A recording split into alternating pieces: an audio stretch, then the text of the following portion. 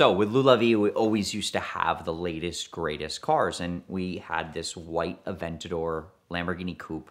I believe it was the first in any rental car company. I believe it was probably one of the first cars delivered. It was the launch spec, the white black wheels, black interior. So when Aventadors first came out, imagine they were selling for $100,000 to $150,000 over sticker. And really, technically, the dealers could not sell them.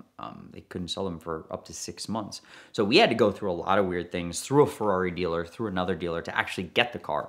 And that was almost what was so exciting because we were the only ones with the Lamborghini Aventador at that time. And I remember for the first time driving it, people freaked out. No one had seen anything like an Aventador. Something about the presence of an Aventador when they first came out on the road, it was just so wild. I mean, anywhere you would go, people would freak out. We got a good amount of press talking about us being the first ones to have that car. Immediately once we first got it, the famous soccer player Karim Benzema, he rented the car, it made it to TMZ. We were great at generating press for the company. It was really an important part of the rental car fleet, and what an incredible car. I'm a huge fan of Aventadors, and I think they're just radical cars. And we didn't have it that long. We probably put 4,000 or 5,000 miles. At the time, we were renting it for like 4,000 to 5,000 a day because we were the only ones with one. One day, we get a call from a dealer out of Scottsdale, Arizona, and he mentions to us that he has a client for an Aventador. He wanted one of the early cars. No one had one. People were asking a lot over sticker. I think at the time, at one point, they were trading for like 100,000 over sticker. And he liked the fact that our car had so many miles because he could get some sort of a discount. So we went back and forth, and I was always open to sell a car and, get our money back and, not have to take too much depreciation. So I was really motivated to sell this guy the car. Now, I had no idea who it was, and I'll never forget. He was an older gentleman. He mentioned to me, it's this guy, Tyga. I was like, okay, cool. I don't know what he does. He goes, no, he's a singer. And I Googled singer Tyga, and I couldn't find anything. So I assumed he was some, D-list celebrity. I was like, whatever, as long as he pays, he can have the car. A couple weeks go back and forth, and he says, oh, he can't get finance. He's got a friend that has this weird credit line thing. He's gonna figure it out to buy the car. Well, we've got to get all the paperwork together. We've got to get insurance together. I need to see everything. Now, at the time, all of our cars were financed through Lullaby. So I ended up having actually just put him with our bank, and our bank was basically going to provide him with a payoff, and he was going to send us the difference. Now, my bank actually started to complain to me and said, who are you selling this car to? These guys are a mess. They don't have their paperwork together. This gentleman was trying to get financing, but he says he has a lot of money coming in. And I said, listen, I don't really know, but let me get to the bottom of it.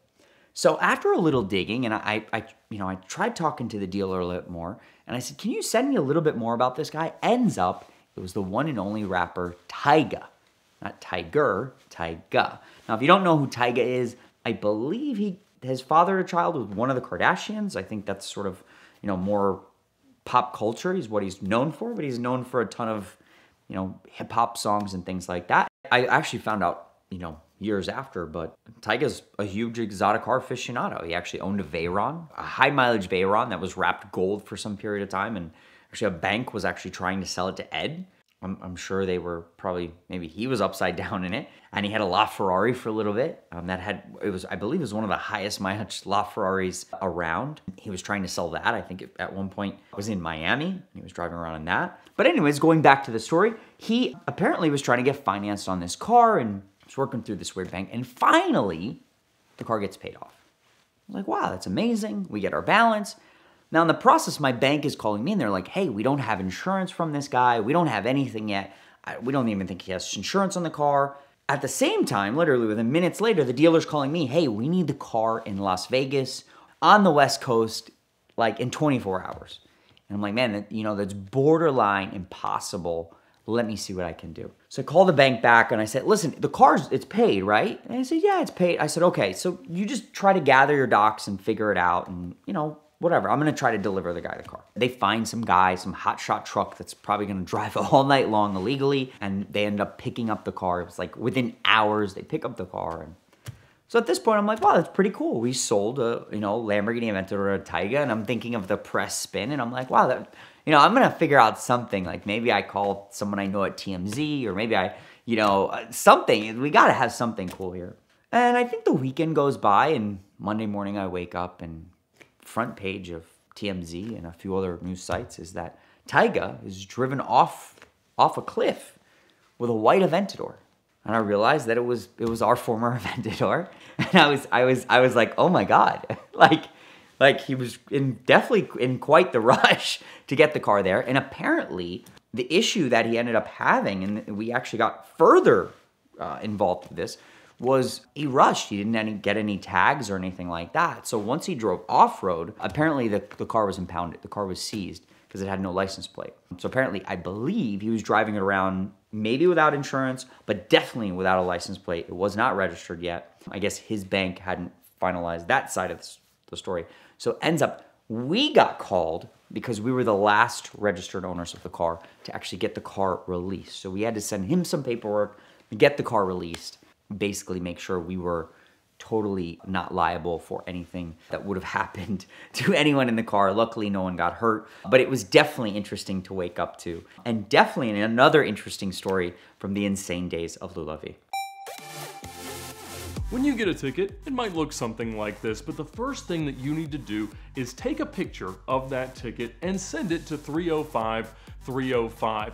That will get the ticket clinic on your case immediately. They've got brick and mortar offices in Georgia, Florida, and California, but they can help you find a ticket no matter where you get it in the United States by helping you find a local attorney that will do everything they can to help you avoid costly fines, insurance premium increases, points on your license, risk of suspension, even jail time. They've helped me out with this ticket and many others, and a lot of my friends as well. So check them out now at the link in the description below, or again, text your ticket to 305-305 to get the ticket clinic on your case. They are the perfect partner in your fight against any speeding ticket.